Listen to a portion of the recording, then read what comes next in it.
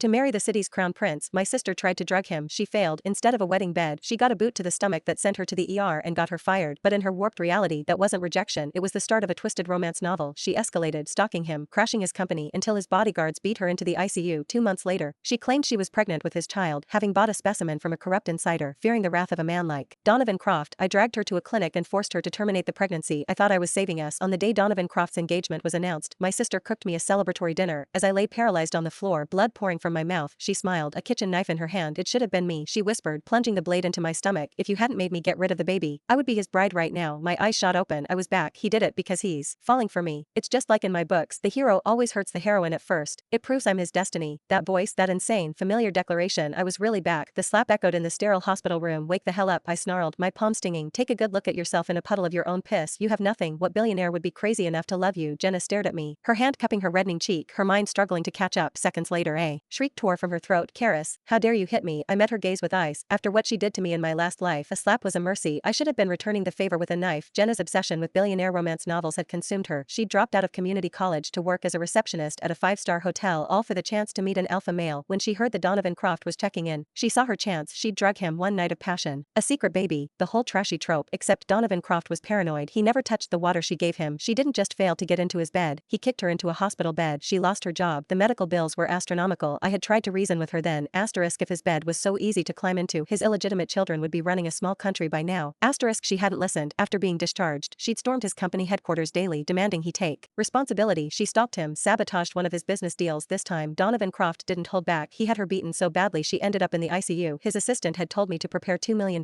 or Jenna would go to prison. I took out high-interest online loans. I sold our parents' house. The moment the money was transferred, I was fired, then blacklisted from my entire industry. That's when I learned, when Donovan Croft decides to destroy someone, he doesn't stop until they're dust, and even that, I was told, was him showing restraint. I told Jenna to give up. Instead, she told me she'd secured his genetic material and was already 2 months pregnant. I was sure she'd been scammed, terrified of what Donovan would do to us. I forced her to have the abortion, and in return, she'd gutted me like a fish. You're just jealous. Jenna's voice, identical to the one in my memory, snapped me back to the present. Jealous that I got into his bed while you've never even seen his face. I slapped her again, harder this time. Get a grip, Jenna. The rich aren't stupid, and Donovan Croft is not someone you mess with. I'm not losing my job because of your fantasies. The 2 slaps finally ignited her rage. You pathetic little wage slave, she screamed. When I marry into the Croft family, a crumb from my finger will be enough to feed you for a lifetime, and all you can think about is your stupid job. I let out a cold laugh. Marry him first, then we'll talk. A doctor came in to stitch up Jenna's arm. Only then did I notice the 20-centimeter gash. Donovan Croft had sliced her with a knife. The wound was deep, clearly meant to cause serious harm, and my sister saw this as a sign of love. She had no brain, but I did. After leaving the hospital, I went straight to Croft Enterprises. For 7 days, the receptionist turned me away. On the 8th day, Donovan's top assistant, Silas Finch, came down to meet me. His face was a mask of cold professionalism. Ms. Rowe, perhaps you're unaware of the full situation. Your sister attempted to sexually assault Mr. Croft. The fact that we haven't involved the police is, frankly, an act of mercy. I'm not here to defend Jenna. Seeing his misunderstanding, I quickly pulled an object from my bag and handed it to him.